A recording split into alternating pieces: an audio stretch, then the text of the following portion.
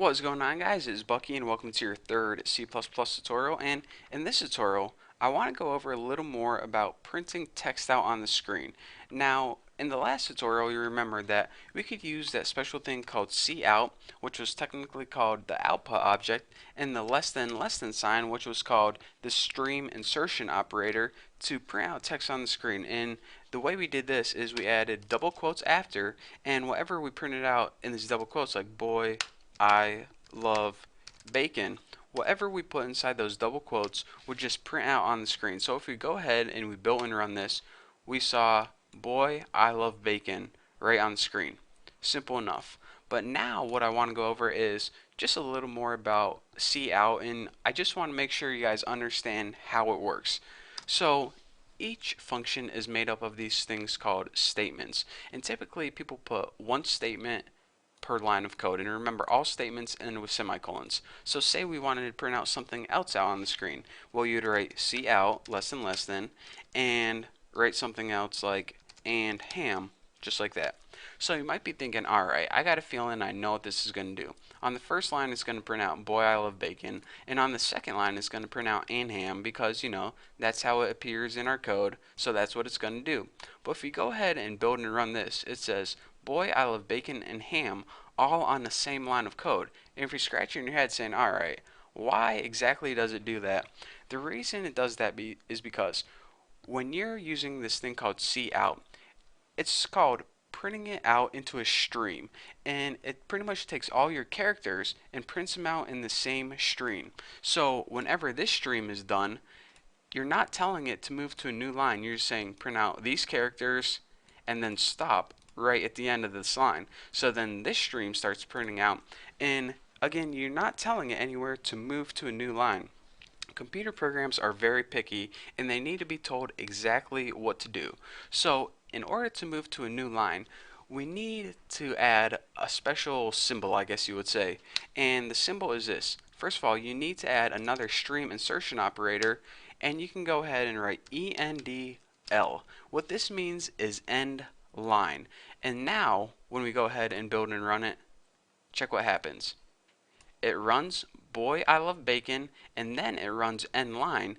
And before, your stream insertion operator would be right here, but now since you said end line, it go ahead and it ends this line and it moves it to a next line.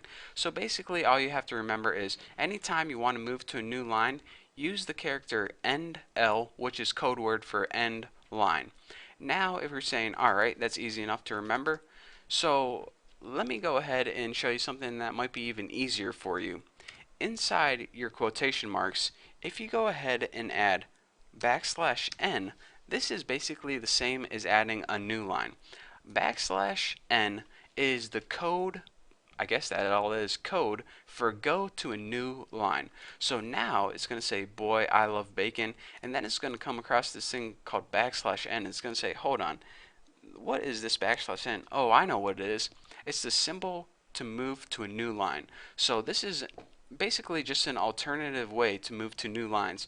The only difference is when NL, you needed to add another insertion operator and then write NL right there. With a new line, you write it inside the quotation marks because it gets interpreted in a different kind of way. So let's go ahead and build and run this and just verify that, yep, boy I love bacon, new line, and ham. So again, like I said, whenever you want to print text out on a new line, you have to be very specific with C++ and tell it exactly what to do. And you can do this either using the NL or the new line that goes inside the quotation marks. So aside from this, you might be thinking, alright, so I printed this out and I got this on the next line, but what if I wanted a blank line in between these two? Well, all you would have to do is write new line, and then when you go ahead and you build and run this, it will say, alright, boy I love bacon, new line, and then it printed out and ham. Simple enough. Pretty cool, huh? And I guess one other thing I can show you is if you go ahead and do cout insertion operator, you can do things like this. Boy, new line, I, new line, love, new line, bacon, new line. So, you're not only limited to, one new line per statement. You can have multiple new lines in a single statement. So now it says, Boy, I love bacon. Pretty cool, huh? So that's all the basics I want to teach you guys for this tutorial. Again, I wanted to stress how to print out text on the screen, and also the stream insertion operator. It's basically this.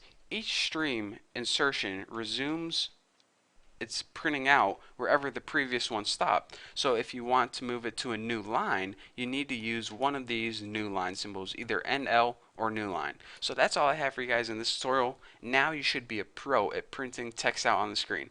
So we're not ready to bundle up this program and sell it to Microsoft yet, but hey, it's a start. So thank you guys for watching. If you have any questions, go to my website, thenewboston.com, and ask me on my forum. So thank you guys for watching, and I guess I'll see you in the next video.